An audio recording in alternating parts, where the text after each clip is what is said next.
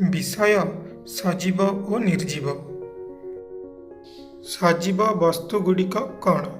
से सब वस्तुगुड़िक जो जीवन मिली थाए एवं जो मानंकु बढ़िबा पई खाद्य पानी एवं पवनर आवश्यकता हुए से माने सजीव वस्तु अटंती। सबु सजीव वस्तु माने प्रजनन करती, विकसित होई बढ़ती एवं पुणी मरी जाती। ठीक सेहीपरि निर्जीव वस्तुगुड़िक कौन?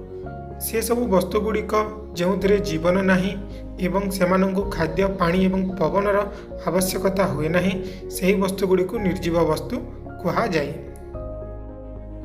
वर्तमान देखिबा आस केतेक सजीव वस्तुर उदाहरण।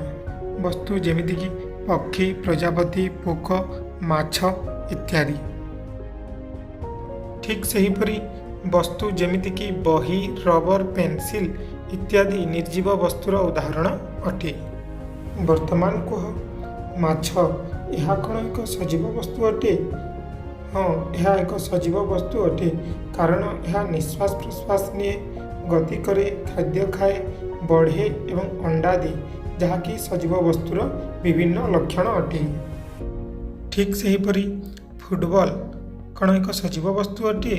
नुहे, यह एक निर्जीव वस्तु, कारण यह ना निश्वास प्रश्वास निये, ना खाद्य खाए, ना बढ़ी थाए, जहाँकि निर्जीव वस्तुर लक्षण अटे। सजीव वस्तु मानकर विशेषता बा लक्षण गुड़िक लक्ष्य कले आमे पाइपारिबा श्वासक्रिया, बढ़िबा, गति करिबा, वंशवृद्धि और उद्दीपना। यही लक्षण गुड़िक आमे उदाहरण माध्यम जानिबा चेष्टा करिबा।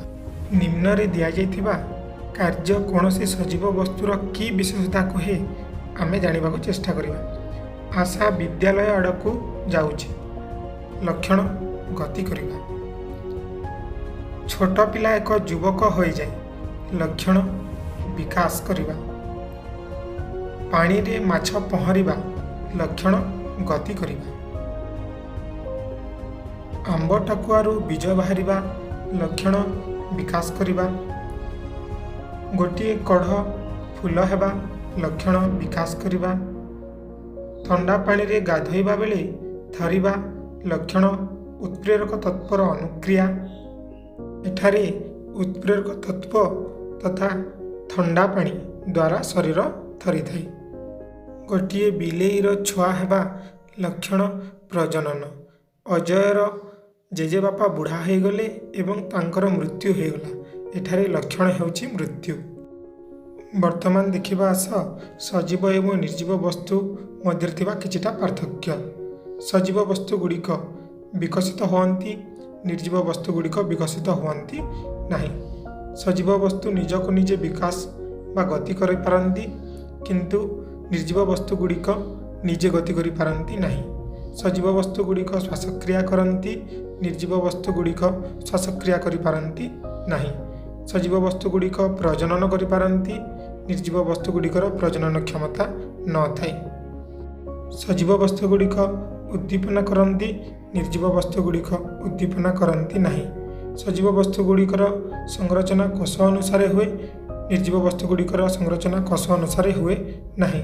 सजीव वस्तु गुड़िक विकसित हो बुढ़ा हुअन्ति, पुणी मरी जाती, किंतु निर्जीव वस्तु माने केबे भी मरती नहीं।